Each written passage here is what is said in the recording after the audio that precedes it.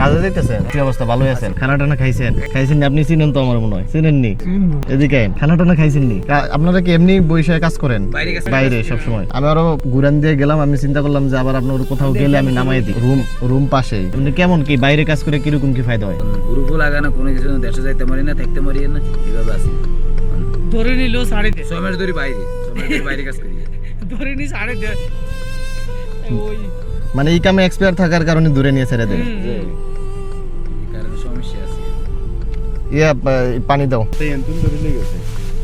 একবার নিগালি ওই জন্য মনে আসতে দরকার অনাঙ্গ আর কোনো মানে ভয় নাই। দেন পানি খাই।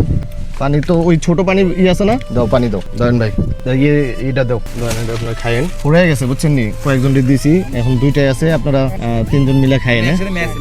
আচ্ছা সমস্যা নাই, একসাথে খাই না, গরম একবারে টাটকা কিনে লইছি। হ্যাঁ একসাথে খাইেন। আর আমরা নতুন একটা পেজ খুলছি, বুঝতে পারছেন, প্রবাসী ভাই ব্রাদার্স। এখানে আমরা যাদের কাজ নাই ওদেরকে ফ্রিতে কাজে লাগানোর ব্যবস্থা করতেছি। কেউ যদি আপনার আন্ডারে থাকে এরকম যে অসহায়, থাকা খাওয়ার কোনো জায়গা পাইতেছে না, তো আমাদের নাম্বার নিতে পারেন। নাম্বারটা ঠিক আছে, এরকম লোক একটা আমার কাছে পাঠিয়ে দিবেন। আমাদের রুমে রাখবো, খাবে, থাকবে, আমার দায়িত্বে আমি কাজে লাগাই দেবো, ঠিক আছে?